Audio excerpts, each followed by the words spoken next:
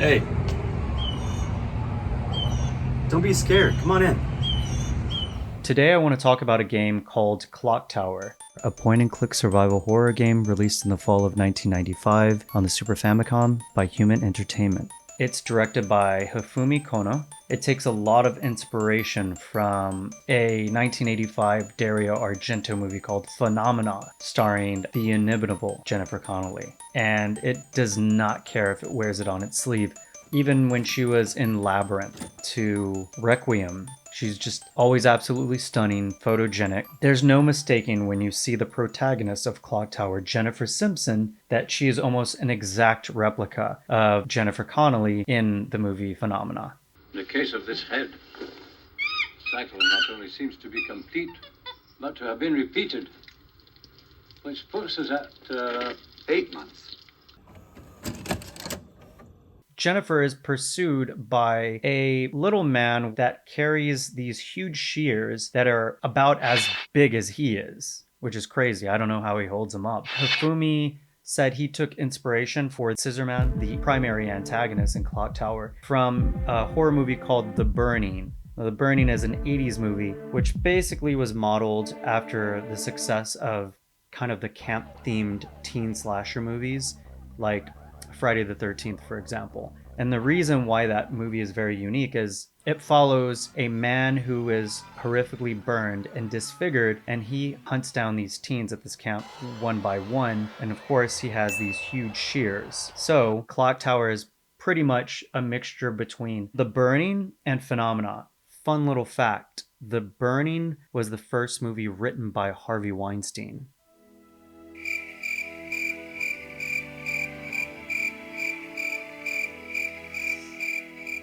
So Clock Tower, I would consider to be the very first survival horror game. And now the reason I say that is because my experience with the game that's brought me to that conclusion. A lot of people will say that it is the 1989 Famicom game called Sweet Home.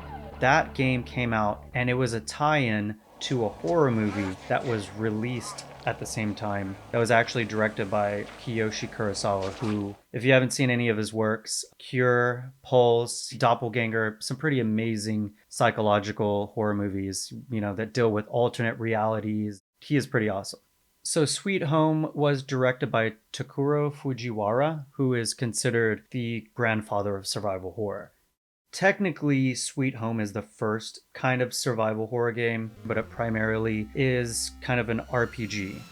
The reason I say Clock Tower is the first survival horror game is because as a young child who used to browse the video store and go to the horror section in the 90s, and there would be like all of these awesome covers on these VHS movies, as a little kid, you're like, this is amazing artwork. And that's part of the reason why you watch those horror movies. Is you had really cool front covers, like Night of the Creeps has like a prom date who has like white eyes, and he clearly has zombie flesh, and he's bleeding, and he's peering at you, the viewer of the box, through a window holding like a bouquet of roses, like a prom date. So you see stuff like this, or like the stuff where it's like this mass of a human just melting. As a kid going through a video store, you go through the horror section, you see all of this amazing artwork on the boxes. Continuing on as to why I think Clock Tower is the first survival horror game, for me anyway. I remember I would have been maybe about 11, maybe 12, going through the PlayStation aisle. I see this cover, and it almost looks like one of those horror VHS covers, but also maybe kind of like a horror comic illustration too. And it has a man with huge shears looking like he's ready to attack. And I just remember thinking, this is pretty scary. I want to know what this game is. That game was actually Clock Tower 2, which was the PlayStation 1 entry into the franchise. It's a 3D game. It's a point-and-click adventure, like the Super Famicom Clock Tower. But that was my first introduction. I had no idea, probably not even until at least a decade later. In Japan, it actually says Clock Tower 2 on the box because it's considered the sequel. Whereas the Super Famicom version, which was never actually localized, we also call it Clock Tower First Fear because it was ported to the PlayStation. Okay, I feel like I'm making this unnecessarily confusing. Starting in chronological order according to release date, In 1995, there was Clock Tower released on the Super Famicom in Japan.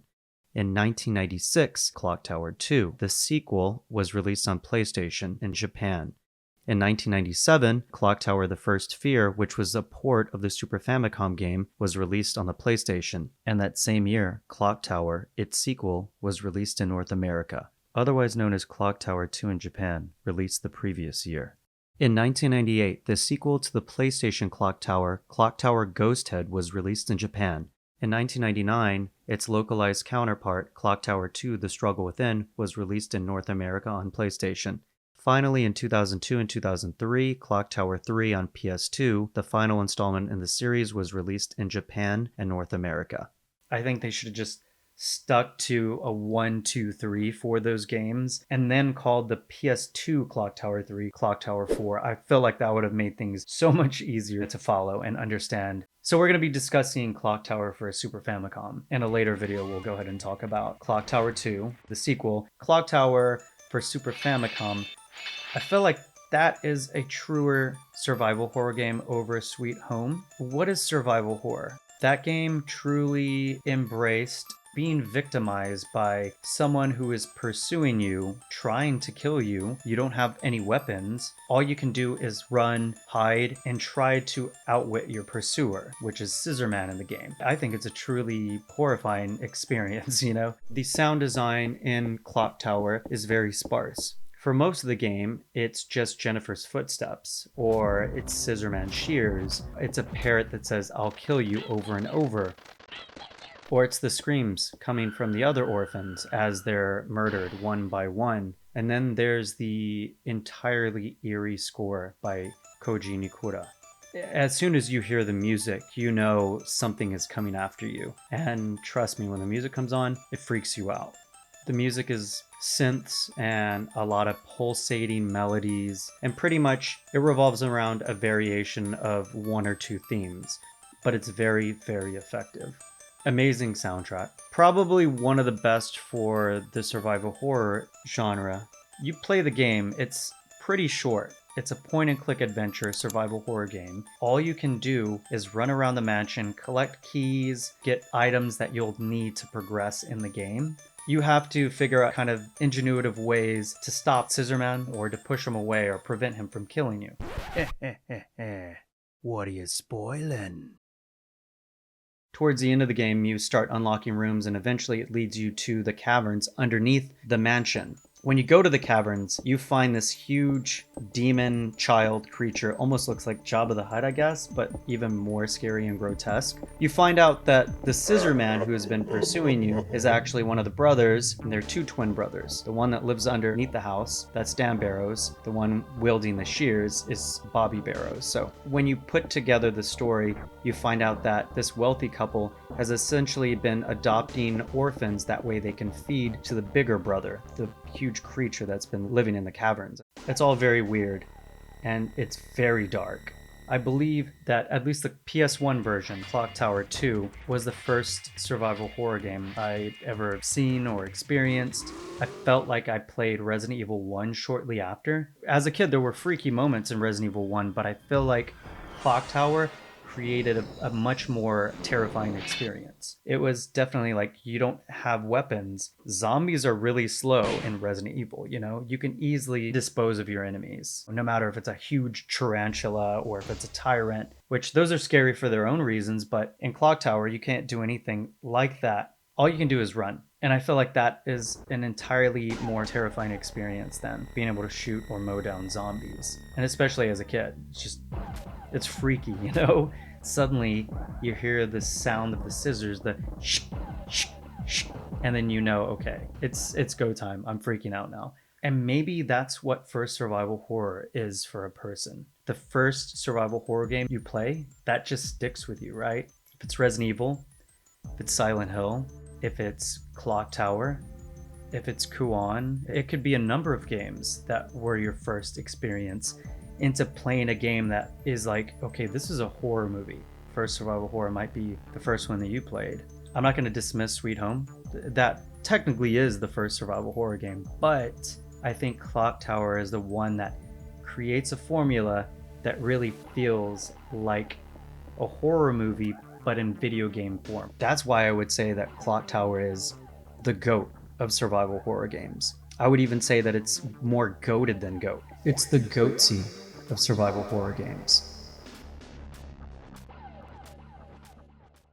So this is kind of like an afterword. All I wanted to say is that I've always been passionate about filmmaking, editing, and I truly have been a survival horror fan for maybe 30 years. Since the 90s, mid to late 90s. When you're young and you're impressionable, you know, you latch onto these things that are meaningful to you. And survival horror is something that's been meaningful to me for a long time. Ever since I played Clock Tower or the first Resident Evil, especially Silent Hill. Those series have meant a lot to me. I felt a little impassioned for a while, and I figured, why not create something that champions the stuff that I love? And I love survival horror, you know? I feel like there's such a cool community, and I've made a lot of friends along the way, you know? When you were a kid back then, you just had a few people that you could meet, friends in school, people that you talked to at a store, like when you're picking up a game, and you figured out that you had this mutual interest. But with all these social media platforms, it's like you can find a whole community of people that are like you. So basically, I've made a lot of friends, and I decided, you know, why the hell not? Why wouldn't I want to do something that's dedicated to something that I love, but it's utilizing something that I do on a daily basis anyway, you know? It's something that makes me feel like I can contribute to this culture that created the person that I am, which I'm very thankful for. So thanks for watching the video. As much as I would love a like or subscribe, I would love even more to hear your thoughts in the comments below. What was your first survival horror game? Do you agree with my take? Do you disagree? Please stay tuned for the next video.